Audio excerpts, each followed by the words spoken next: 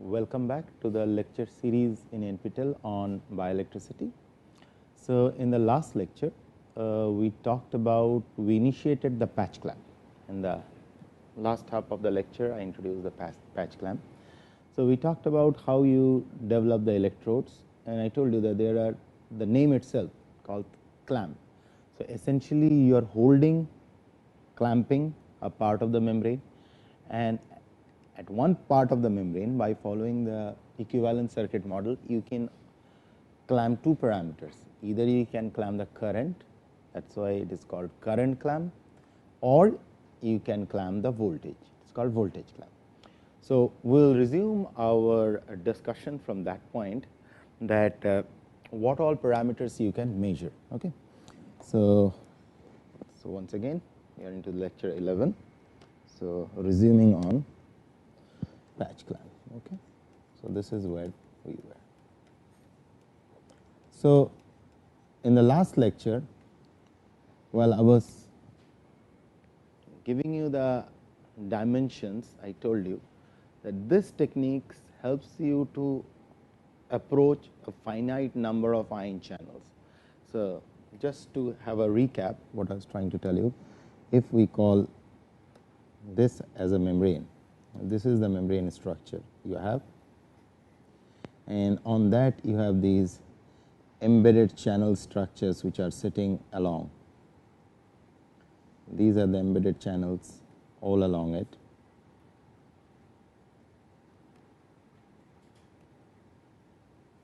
Just for the simplicity's sake, I am just drawing 7 or 8 channels out here. Okay.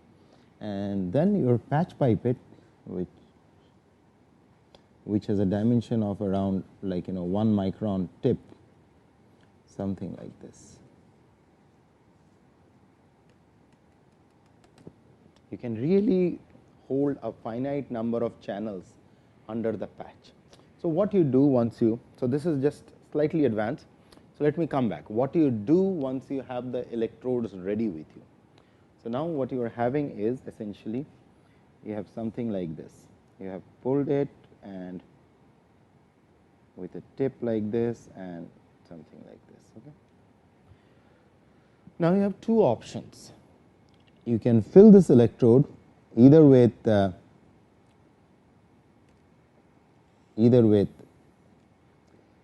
extracellular fluid or intracellular fluid. Okay. Extracellular fluid, or depending on the configuration you want to follow, intracellular fluid. These are the two options.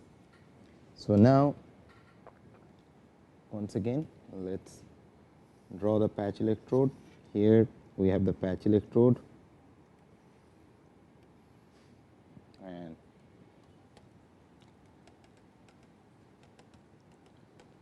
either intracellular or extracellular, extra or intra. And then inside this you put a silver electrode. This is the silver electrode. Okay. The silver electrode first is connected to a something called a head stage amplifier, or the initial amplifier out here, and from here it goes to the main amplifier.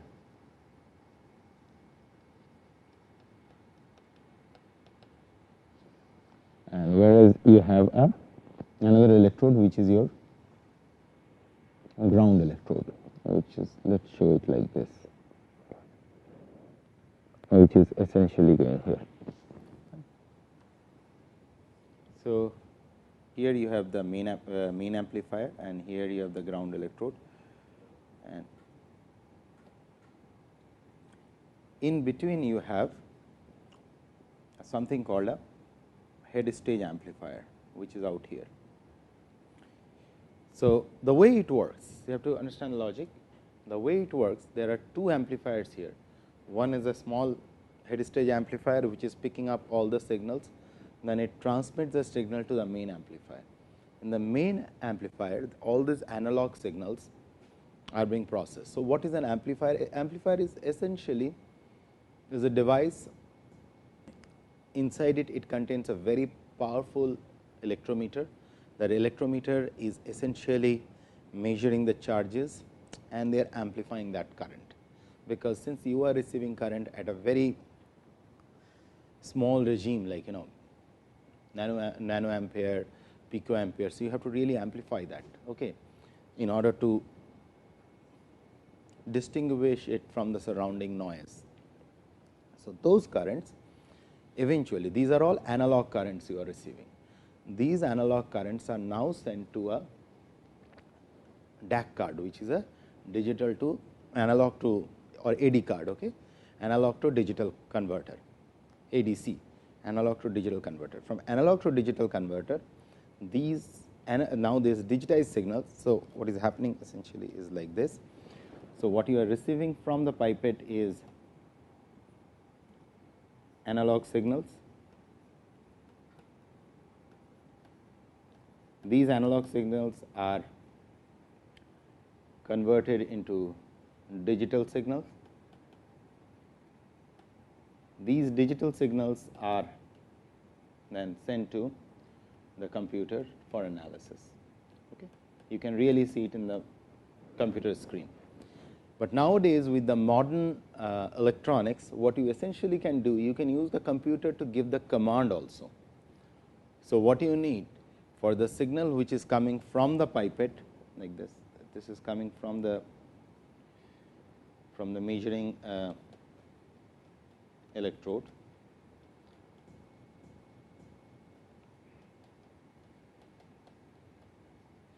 If I just make it slightly more precise, from measuring electrode to the amplifiers, from amplifiers it goes to the analog to AD card,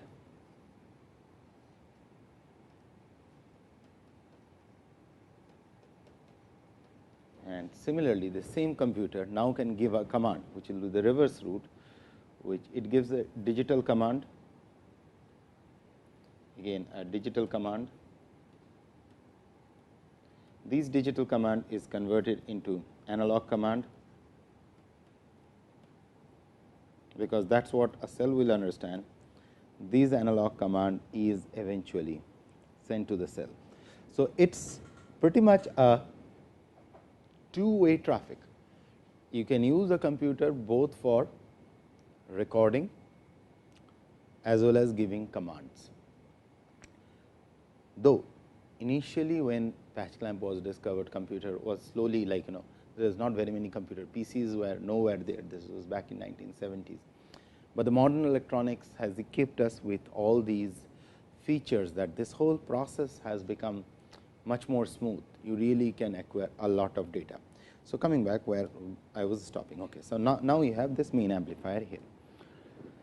So, with this setup, let me introduce, let us assume to start off first with that we fill it with intracellular solution. Right. Now, this electrode is fit on a micromanipulator.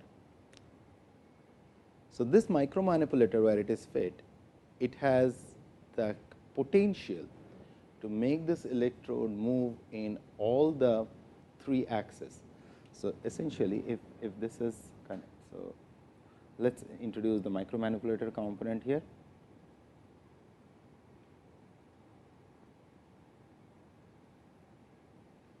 So, it is connected to the micromanipulator where you have this knob, you have this knob and you have this knob. So, that ensures that you can move it in x, y and z axis. In all the axes you should be able to move the move this electrode. So, essentially this electrode can move like this electrode can go up and down, and this electrode can travel a distance something like this also. So, the practical applications, say for example, now I let us see a practical situation where we have the cell culture dish. If this is the cell culture dish out here, and this is the matrix on which the cells will grow. On this matrix, now let us put the cells. Okay. So, let us represent the cells by these are the individual cells sitting.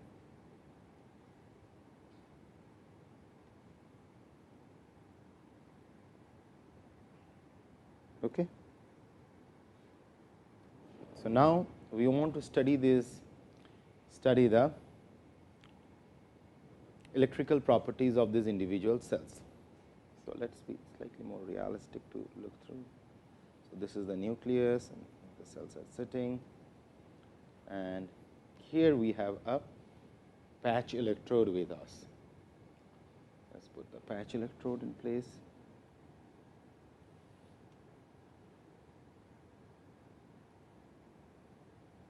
Okay. And inside the patch electrode you have this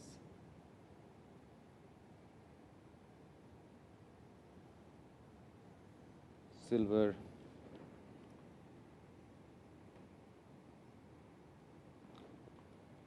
and it is filled with the intracellular fluid to start off with. Now, using the micro manipulator, you are approaching the cell. So, basically going down on the cell. Eventually, what will happen if I just show you the stage 2, you will have the tip of the electrode touching on top of the cell.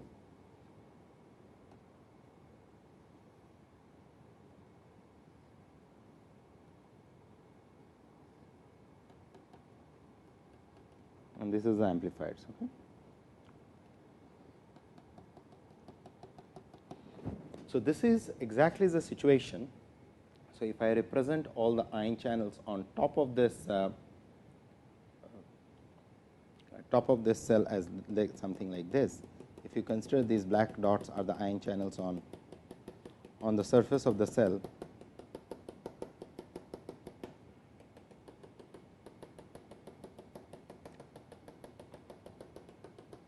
so now you have finite number of ion channels in a very close proximity of the electrode. This is very important. Okay. So, because this is the diagram which I was trying to show in this slide. So, now what you have finite number of ion channels under that small pipette tip, which is approximately 0.5 to say 1 micron. Okay. At this stage, there is a very simple technique which is being done. Along this, in this I did not introduce that, now I am going to introduce it. You have a small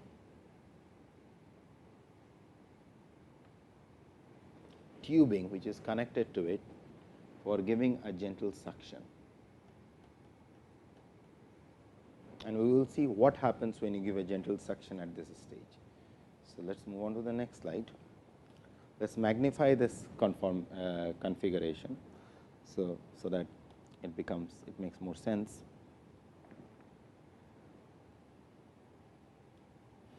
So, here is our cell sitting here, something like this, individual cell, and we want to patch this cell, and what we have are a series of ion channels on its surface. These black dots are the ion channels that I was showing in the previous slide. They are all over the place, all scattered around on the surface, of course.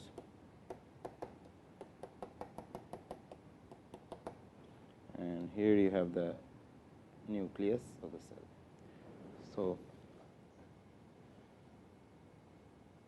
okay. Now, your patch electrode configuration, let us look at it, where the patch electrode is sitting. Now,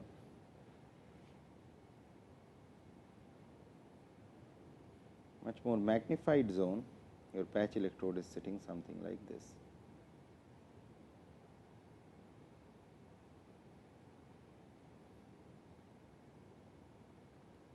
almost touching on the surface. Okay.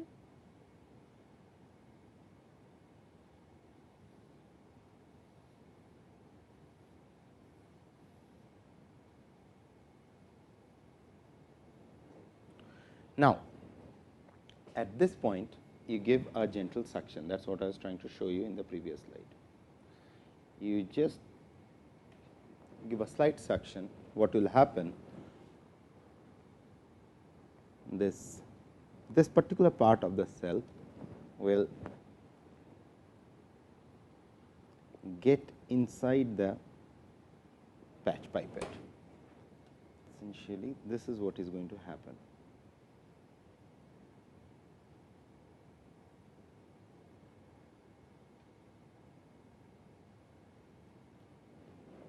Okay. So, now if I introduce the ion channels are sitting on top of these. Now, we have started, when we started I told you that let us assume that this is filled with intracellular fluid.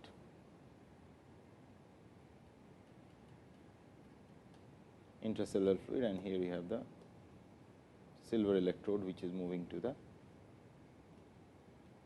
amplifier. Now, at this stage there are two options. First option is that the first configuration is called the whole cell configuration, when you have the whole cell within your control. In the whole cell, what you do, you send a small impulse or a current pulse out here, which is good enough to damage this membrane. And what you are left with is this configuration in a whole cell. This is it. Then this is the configuration you are left with. Then here is your electrode tip like this, and here is the cell.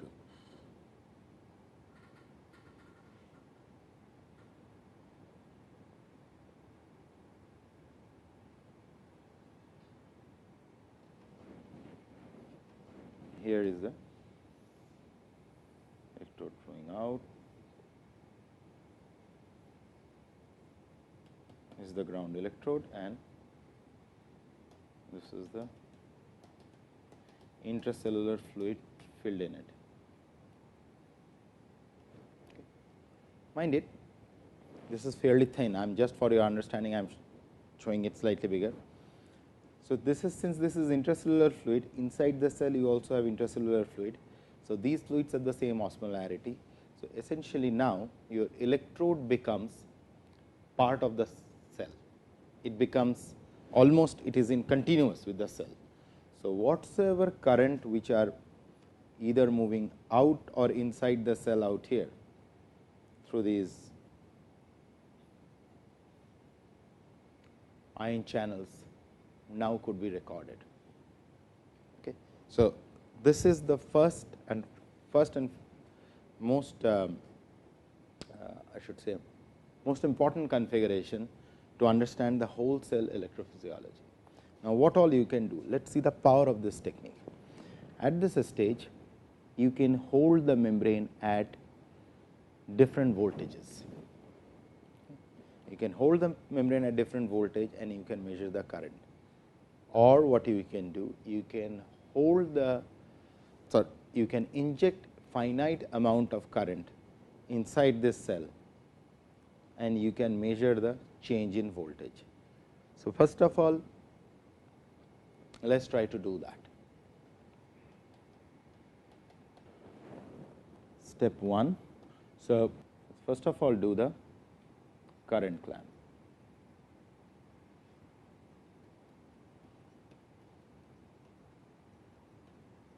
And then we will do the voltage clamp. Current clamp essentially mean you are injecting finite amount of current inside the cell and changing its polarity. Okay. So, if we go back here, let us see how the current clamp is going to work. So, once now we are in a current clamp mode. So, when we are doing current clamp, what you are measuring out here, you are measuring the change in voltage. So, your y axis is voltage in millivolt and your x axis is time in milliseconds. Okay. And the cell we know is sitting at minus 90 millivolt. So, this is the resting membrane potential RMP. Okay. Resting membrane potential. Okay. Now, as you are injecting positive charges into inside the cell, let us see here. You are introducing, say for example, imagine it like this, you are introducing positive charges inside the cell. So, what will happen is, it will be a very similar situation as that of sodium getting inside the cell. So, this will immediately will open all the voltage gated sodium channels, and all the voltage gated sodium channel will lead to enormous flux of sodium ions inside the cell. So, as sodium ion is getting inside the cell, this is what you are going to observe. The membrane voltages start to go towards the positives, and this is 0. Okay. It is going to go positive like this. And if it reaches something like, say, minus 40 or minus 30, so if we call this minus 40, here slightly above minus 30, then this shoot something called a phenomena called all or none. It is almost the membrane as if it looks like it collapses, because then there is no way, it cannot look back, it will overshoot 0 like this. That is called all or none, but it has to reach to that of minus 40 and between minus 30 and minus 40 millivolt. And if that happens, all the surrounding voltage gated channels start opening up and they will shoot an action potential. Okay. And then of course, it again comes back, because this is the time when all the potassium channels start opening, and then rest is we have already studied. So, this is how you do a real current clamp measurements, where you are seeing the action potential. But now, the challenge is how we know at this part of the curve where there is influx of sodium, there is enormous influx of sodium. How I can measure the influx of this sodium? So, in other words, these sodiums are nothing but sodium current. How I could measure the sodium current, and how I could measure the other current, which is the out here, the potassium current, which is going out of the cell. Okay. So, in order to do that, now we will move on to the next technique, which is called voltage clamp. Now, we have to measure the current. So, in order to measure the current, we have to fix the voltage at different level. So,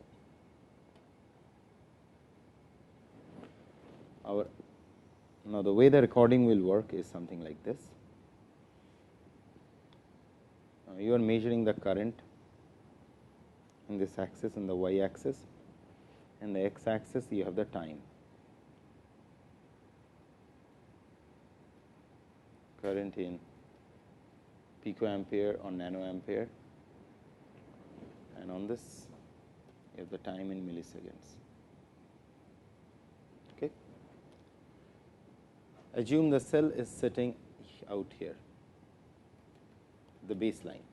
So, this is we are assuming at the 0 current, like there is no interaction of current at this point. Now, let us again go back to the configuration of the cell. So, this is where we are injecting current. Now, expose this membrane to different voltages. So, it is sitting at minus 90. Okay. I make it from minus 90, I started holding it across. So, let me draw this. So, if you have this cell out here and you have 2 electrodes like this. So, for example, one electrode like this and there is another electrode out here like this. Now, you are changing across it the voltage minus 90 millivolt. This is where the baseline value is at this point. Then I make it minus 80 millivolt. Okay. I am holding the membrane at minus 80 across it. Okay. Once it is minus 80, what I will see maybe some of the, so from the baseline I will see a small dip. So, then I move to minus, so this is your, let us give the corresponding number 1, trace 1, this is your trace 1, this is your trace 2. Okay. Then I put it to minus 70 millivolt, and I saw trace very similar 3, then 1, 2, 3. Okay. Then I move to minus 60. I saw another trace coming like this 4, minus 50,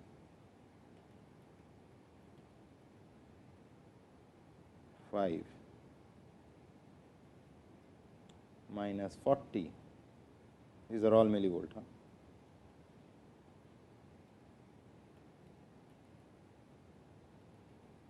Something like this. Okay. Minus 30. This is where I will see a this is where all the potassium channels starts to open, 30 millivolt. Okay. And simultaneously, what is happening out here? They are like this.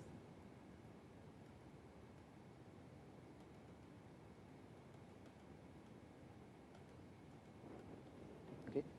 Now, as I am going further, say minus 20, minus 10, 0, 10 millivolt, 20 millivolt, what will essentially happen?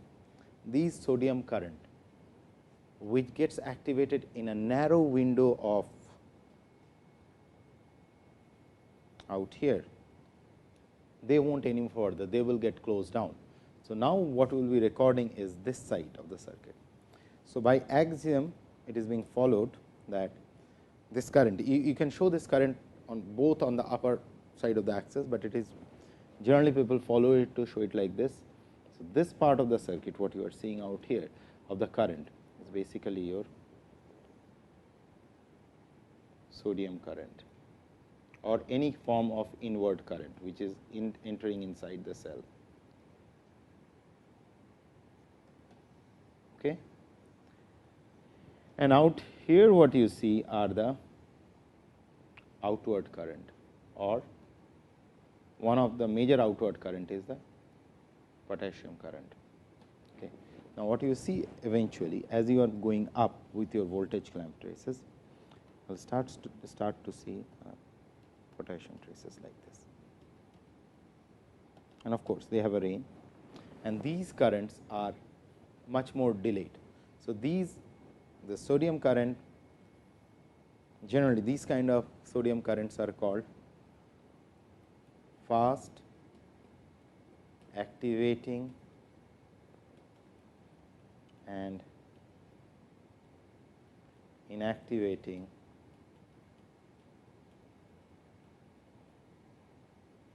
sodium channel or current, which are ensuring the flow of this current, and these currents are called slow activating or delayed rectifier potassium current or channels. Okay. So, just a word of caution, there are several cell types where you do not have this fast activating or inactivating sodium current. We will come to those. Okay. At this stage, we are not getting into those. We will come to those later. Okay. At this point, we are just talking about most of the neurons, what they have. Okay. So, they have this fast activating and inactivating sodium current out there. Now, how to ensure that these are sodium current? This is a challenging question. So, how you can ensure is this.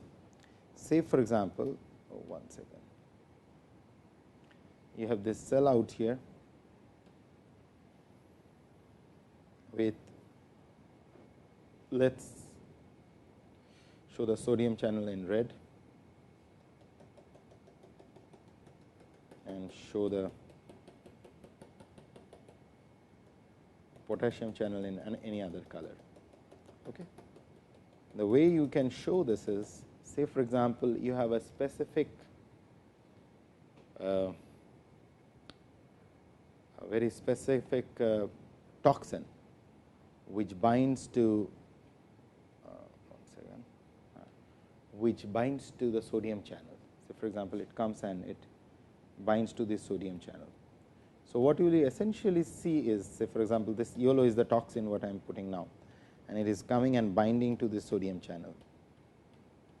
What I will see out here in this trace is this part of the current will be abolished. This is gone. This will not be there. Instead, the trace will look something like this. What I will be essentially saying is nothing and only the potassium current. So, what you have done is that you have blocking sodium channels, thereby aborting sodium flux. And this could be done using toxins like tetrodotoxin, which is obtained from pufferfish, which is in short it is also called TTX.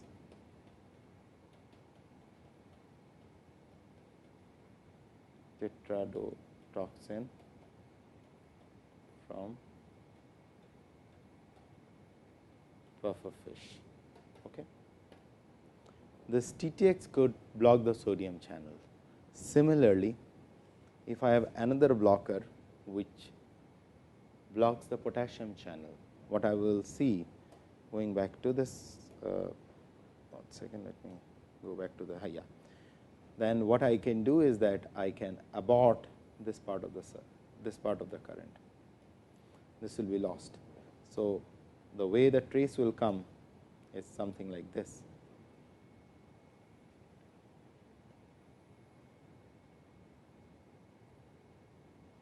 The way it will come is that you will have the sodium current like this, and that is it. You will have all the sodium current like this. So, there will not be any. So, this is where you are blocking potassium, and this you do using compounds like 4-AP and tetraethylammonium. Likewise, there are a series of compounds which can block the potassium current. So, you essentially see now we are able to access the ion channels, which was absolutely not feasible with the sharp electrodes or even with extracellular electrodes or any other known things. So, that was the reason why this discovery in 1970s changed the way we look, and it was the same time when, pretty much the same time when PCR was discovered by Kary Mullis. So, that opened up a floodgate of cloning. Okay. So, what happens is that that was the time when molecular biology got a huge boost, and electrophysiology got a very huge boost, in terms of the discovery by Irwin and Nehart on the patch clamp. So, all these techniques started marrying. So, people were developing cells where they could really specifically express sodium channels, they could express potassium channels, and then they could really access the individual cells with profound surety that yes, that is what is happening. All the mechanisms started to come into play, and simultaneously that was the time when people started using molecular biology technique to. So, let us see how all these things are being done. So, say for example, now one more thing which I have forgotten to tell you people is out here. So, when this cell comes in contact out here, this is where it forms something called when you pull the cell and go to this configuration out here, it forms something called a giga-ohm seal. Giga-ohm seal. This giga-ohm seal is very important because this seal ensures that there is no leakage along this. All the leakage are being prevented. It has been really measured, and this was the ingenuity of the discoverer of this technique, that because between the glass and the cell there is a really a very strong seal which is formed, and with the modern software you really can see physically whether the giga-ohm seal has formed or not. Something like if this is this finger of mine is an electrode, and if this is the cell, so it forms something like that, a fantastic strong seal out there which won't allow any leakage to take place. So, this is one thing which I just missed out while I was showing you this. Okay, coming back. So, what are the techniques which are being used? So, we talked about the different toxins. So, this whole field depends enormously on different kind of toxins, and some of these toxins are also have strategic importance because they could be used by the terrorists. So, there are a lot of restrictions in using these toxins, but these kind of toxins have opened up a whole plethora of approach to understand ion channels. Okay, how they are binding? Are they competitively binding, non-competitive binding? They are permanent blocker. They are likewise like this is a whole field in its own merit, where all this toxicology merges with ion channel physiology. Okay, so coming back, how most of these. So, whenever we talk about ion channels, so I told you one configuration which is a whole cell configuration. There could be several other configurations. So, say for example, I have this membrane out in front of me with the channels like this. Okay, let me complete the membrane. Okay. So, and all these channels are sitting here on its surface.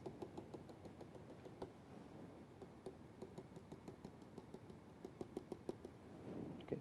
Now, I take my patch pipette, and patch pipette comes here. My patch pipette is on top of a bunch of channels. This is my silver electrode, and instead of filling this electrode with intracellular fluid, now I fill it with extracellular fluid. So, now the fluid here is extracellular.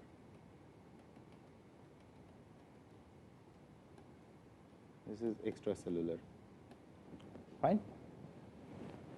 At this stage, instead of completely blowing away the membrane, part of that membrane, patch of that membrane, instead of going into the whole cell mode, what I did now is that I chop off, I just pull the electrode, because now it is in under the control of the what you should say, the micromanipulator. I just gently pull the membrane. Okay, or so what I will essentially get is this configuration. You have the electrode, and inside the electrode you have,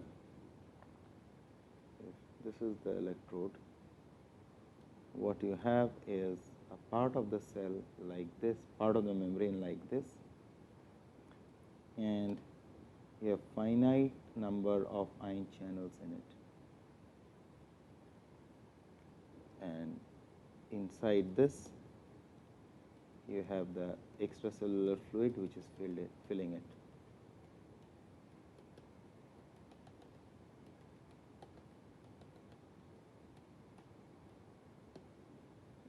Here it is. And then what you do, you put it in a chamber or in a small dish which has intracellular fluid in it. So here you have the intracellular fluid.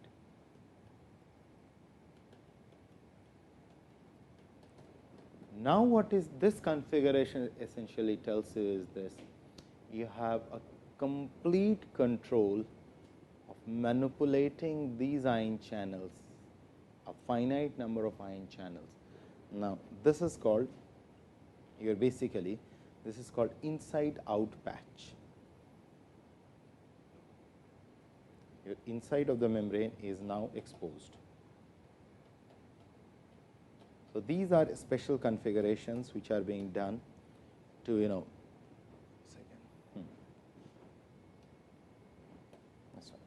so these are special different kind of configurations which are being followed to, to understand the ion channel behavior.